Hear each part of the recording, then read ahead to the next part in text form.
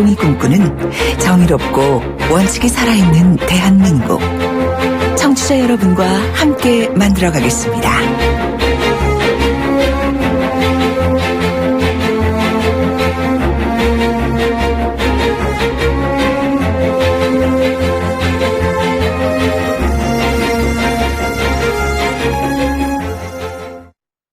네, 청취자 여러분들과 함께 만들어가는 곽수중의 뉴스 정면 승부. 앞서서 제가 소개를 드렸습니다. 오늘 정면 승부 인터뷰는 남경필 경기도지사와 임명진 비대위원장을 1, 2부에서 하도록 했다라는 말씀을 드렸는데, 여러분들께서 질문하시고 싶은 내용이 있으시면 우물정 0945로 단문 50원, 장문 100원입니다. 보내주시면 제가 여러분들을 대신해서 남경필 경기도지사와 잠시 후에 있을 임명진 비대위원장께 질문을 드리도록 하겠습니다. 먼저 그러면 오늘 대권 출마 선언했습니다. 남경필 경기도지사입니다. 안녕하십니까? 네, 안녕하십니까? 네, 대선 출마 어제 하셨나요? 언제 하셨죠? 아니요, 꽤 됐습니다. 네. 우리 남 지사님도 기억이 잘 없으시고 저도 잘 기억이 없고, 그죠? 네. 죄송합니다. 제가 이런 말을 솔직히 말씀드리면 어떻게 보면 그만큼 존재감을 못 느꼈다 이렇게 이야기해도 될까요? 솔직하게 말씀드려서. 참 뼈아픈 지적이시네요. 그렇네요. 네. 그렇죠. 그거는 뒤로 말씀을 드리고 죄송하다는 말씀도 같이 드리면서 대선 출마하셨는데, 자, 차별화된 나만의 경쟁력이 분명히 있다고 생각하셨을 겁니다. 무엇입니까? 우리 선생님은 주식 투자 하세요? 저는 안 하고 있습니다.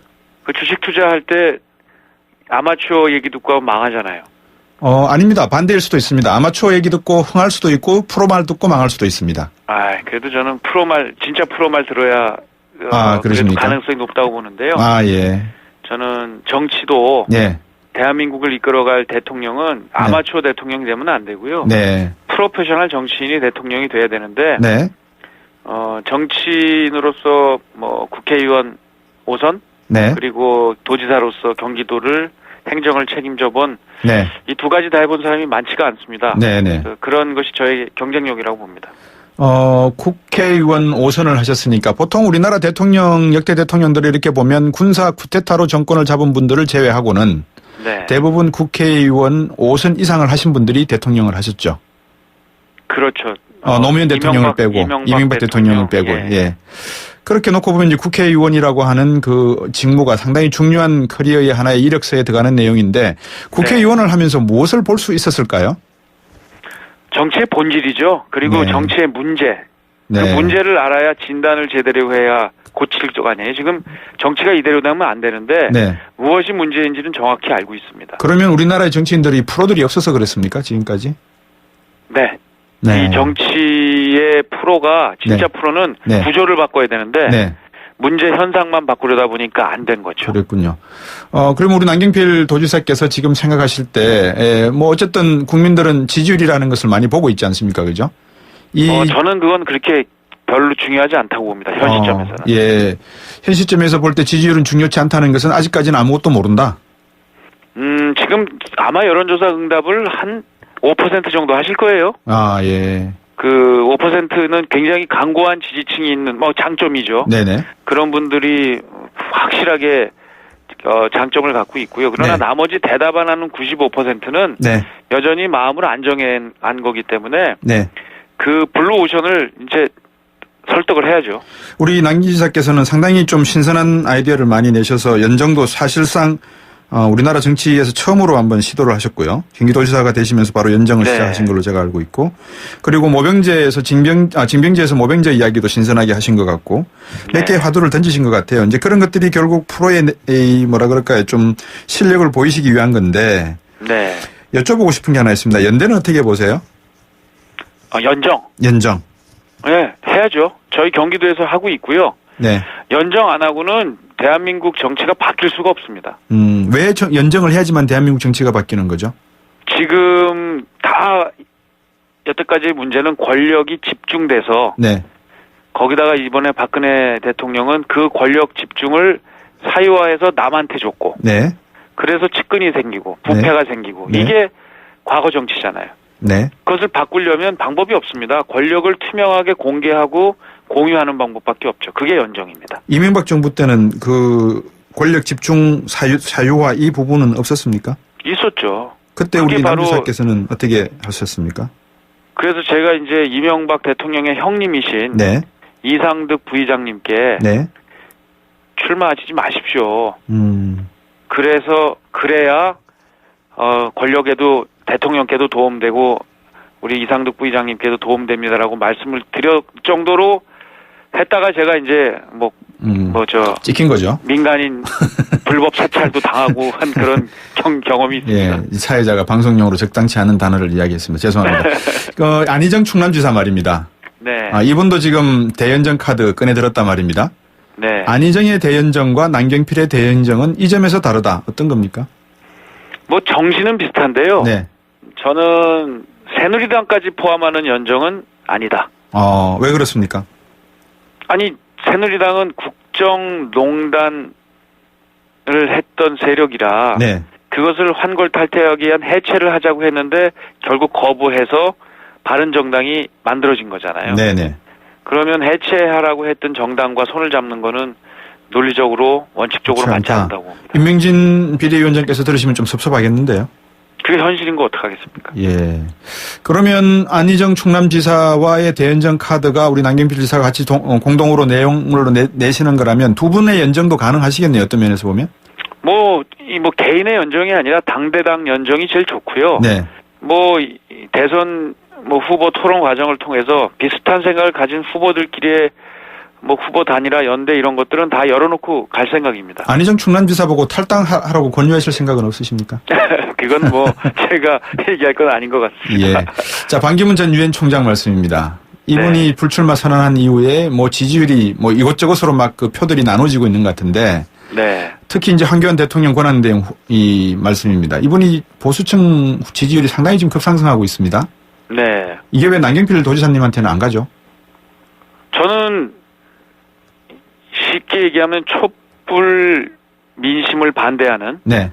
또 탄핵을 찬성하는 분들로부터는 탄핵을 반대하는 분들로부터는 지지를 받을 재간이 없죠. 네. 제가 제일 먼저 탈당을 했고 그것은 옳지 않다고 얘기했고 네. 그것은 국정농단이라고 얘기를 했기 때문에 네.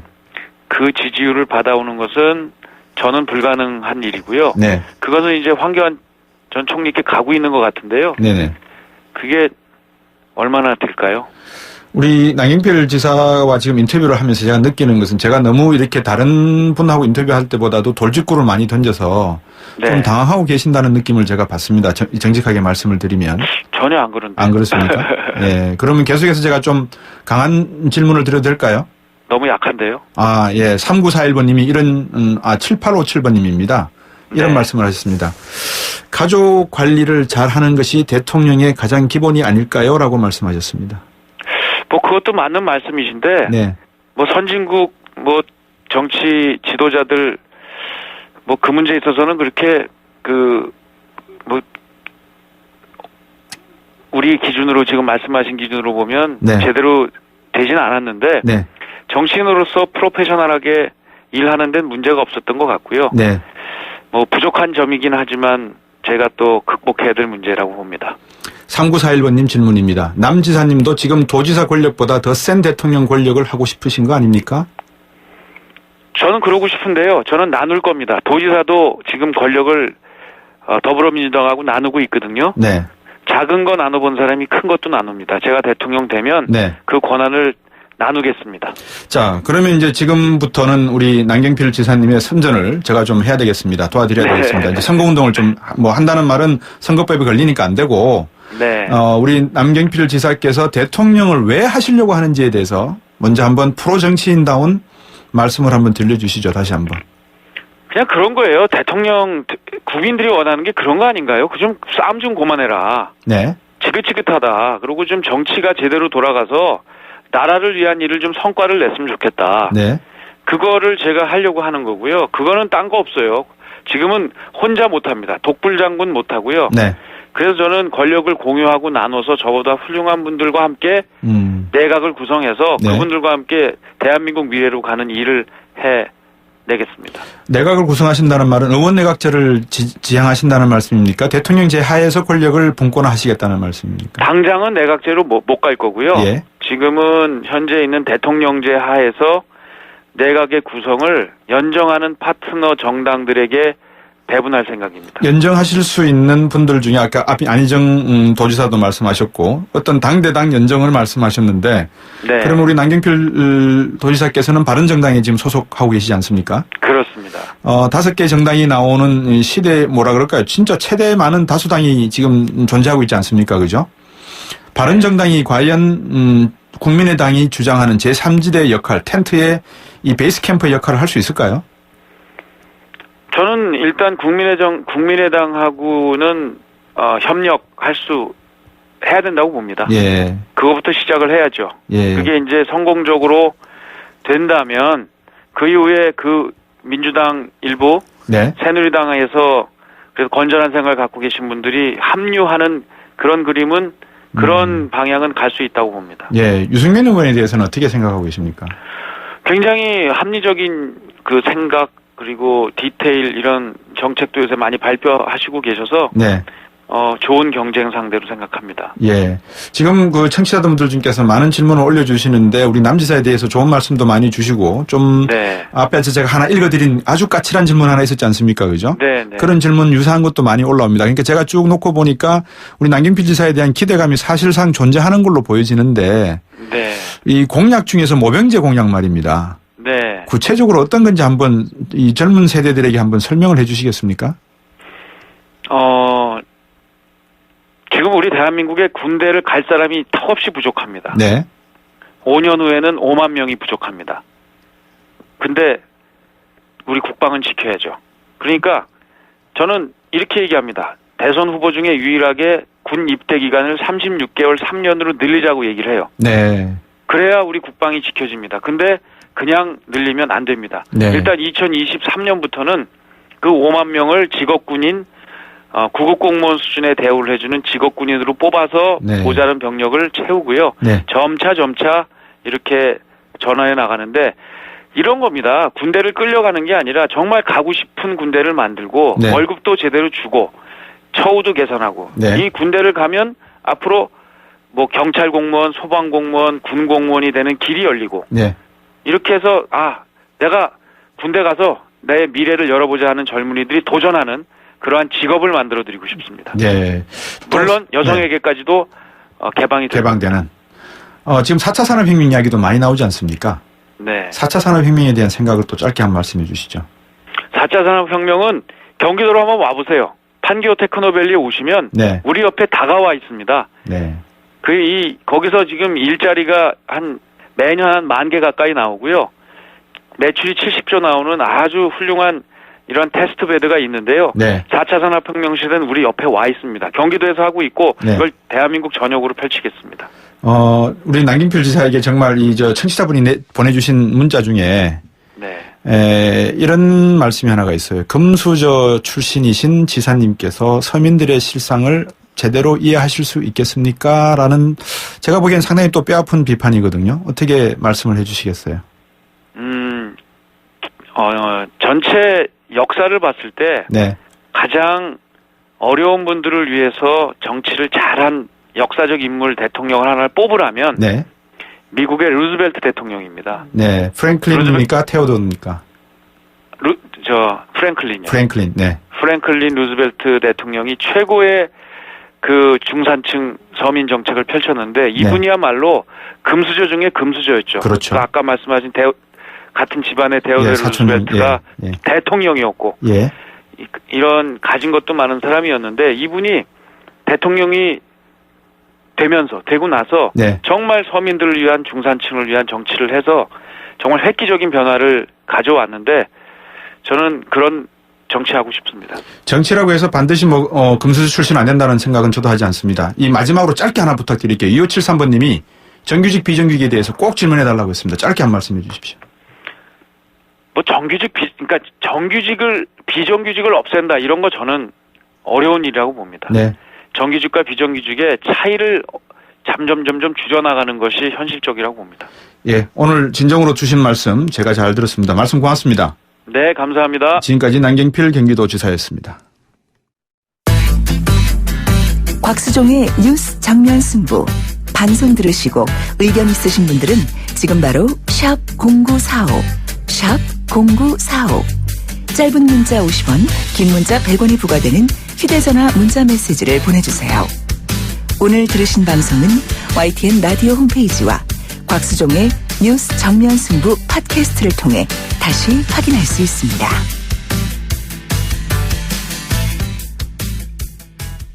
네, 이번에는 혁신작업 이끌고 있는 새누리당에서 임명진 비대위원장이십니다. 안녕하십니까, 위원장님? 네, 안녕하십니까? 네. 예, 지금 비대위원장 맡으신 지 오늘로서 한 달하고 10일 정도 지났죠?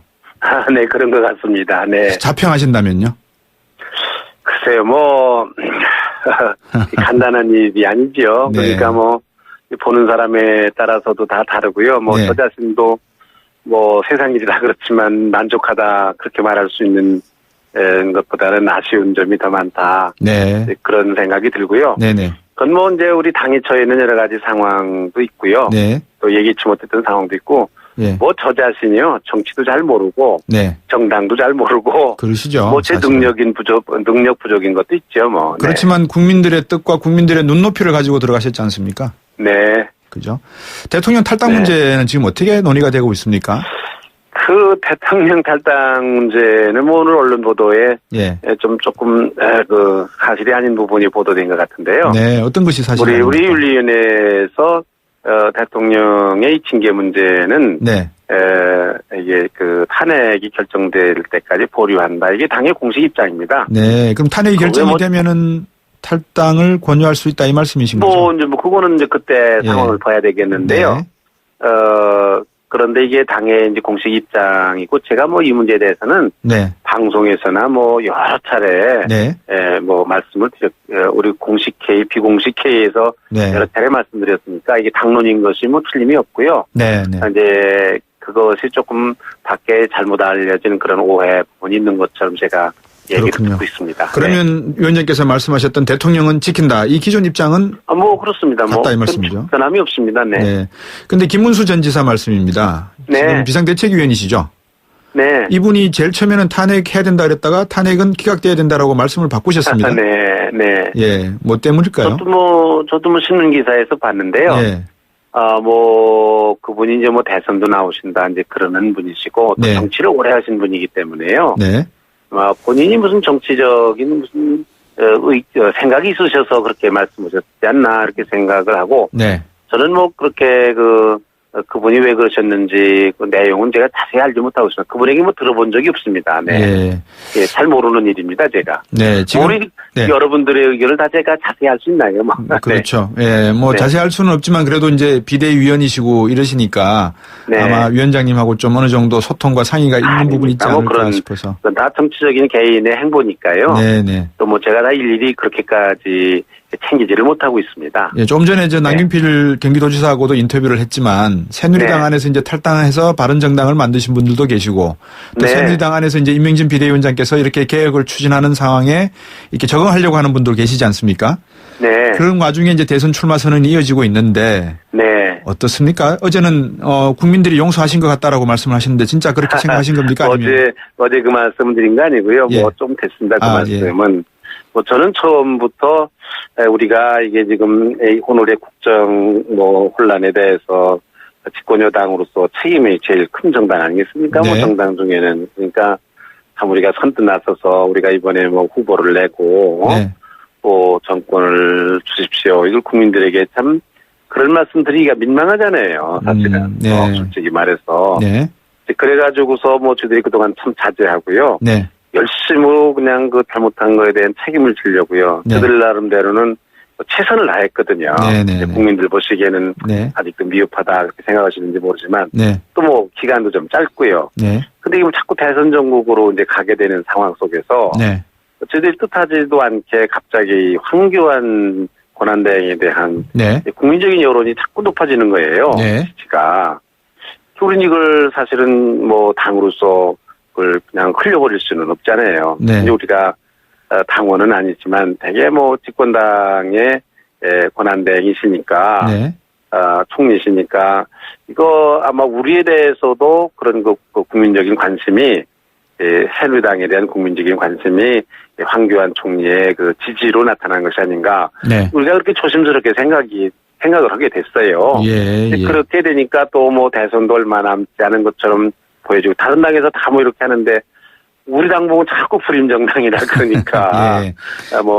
그동안 뜻을 가졌던 분들이 이제 출마 선언을 그렇군요. 하기 시작해서 예. 벌써 3사람이고요. 네네. 뭐 곧 아마 7, 8명 되지 않을까 그렇게 예측하고 있네요. 그럼 새누리당의 예쁜 늦둥이 후보라고 하는 것은 황교안 권한대행을 두고 하신 말씀인가요? 아닙니다. 뭐 그런 아닙니까? 거는 아니고요. 뭐 예. 이제 조금 나오는 분들이 이제 몇 분 계시고 예. 또 이제 이분들이 이제 국민들에게 처음 선보이니까 예. 뭐 제가 깜짝 놀랄 후보다 그러기보다는 이제 국민들이 어떻게 반응하시는가 이분들에 대해서 네. 관심을 가지는가 이렇게 지켜보려고 생각을 하고 있습니다. 네. 지난 그 새누리당 의총에서 우리 위원장님께서 인적 쇄신 아직 안 끝났다. 아직 네. 책임지지 않는 사람이 있다. 이렇게 말씀하셨거든요. 네. 어떤 의미셨습니까? 비대위원회에서 이제 그런 말씀을 드렸죠. 네. 네, 그랬는데 이제 저희 새누리당이 이제 책임을 이제 져야 된다는 말씀을 조금 전에도 드렸는데요. 네. 저는 뭐 어느 개인이 책임을 져야 된다. 물론 책임의 경중은 있습니다. 개인에 따라서도. 네. 그러나 새누리당이라는 이 공동체 조직체 전체가 책임이 있다 이렇게 생각을 하고요. 예. 뭐 우리 소속 국회의원이 지금 뭐 44명 이렇게 되는데요. 네.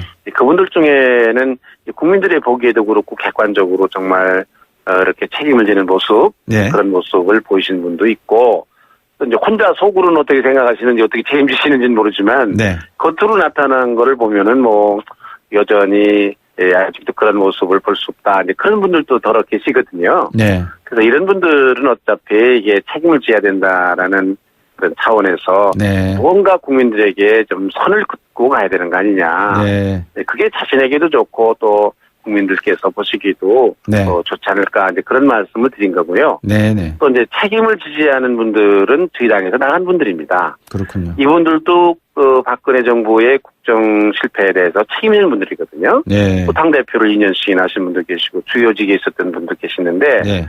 사실 이분들도 책임을 지셔야 되거든요. 물론 또 창당대회 할 때 무릎 꿇고 절을 얻으면서도 그거 가지고는 안 되잖아요. 정치적인 책임이라든가 그런 게 아니잖아요. 예. 저는 이 부분에 대해서도 저는 새누리당 공동체의 예.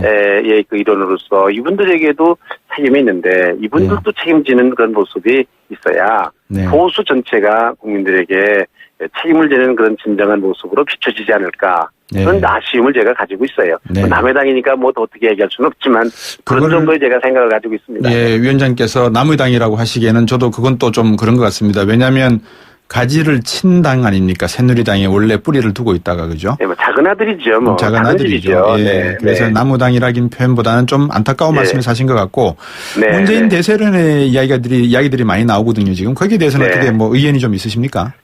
그 대세론 있잖아요. 네, 우리 네. 이해창 총재 때도 우리가 봤거든요. 우리 당 네. 후보였었습니다만은 네네.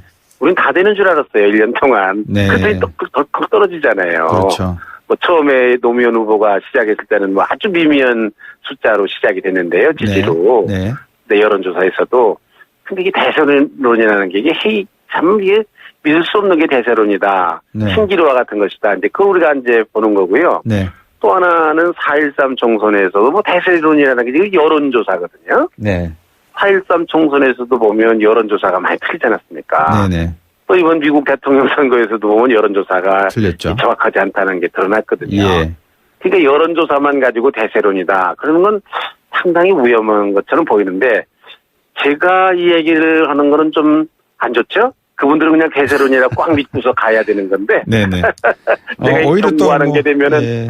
경고하는 게 되면 그분들이 정신 차리면 큰일인데. 경고라기보다는 아무래도 네. 이제 뭐 냉정한 평가 뭐 이렇게 봐야 네, 되겠죠. 네, 어떤 면에서 네. 보면. 뭐 저는 또 아무래도 저희 당 입장에서 얘기를 네. 하게 되니까요. 예. 제 평가도 아마 불공정할 수도 있겠죠. 뭐. 네. 우리 임명진 비대위원장께서는 아까도 말씀하셨지만 스스로 비정치인이다라고 말씀하셨지 않습니까? 네, 네. 정말 국민의 뜻과 국민의 눈높이를 가지고 새누리당에 들어가셨는데 네. 그 안에 들어가셔서 보시니까 무엇이 가장 큰 문제였습니까?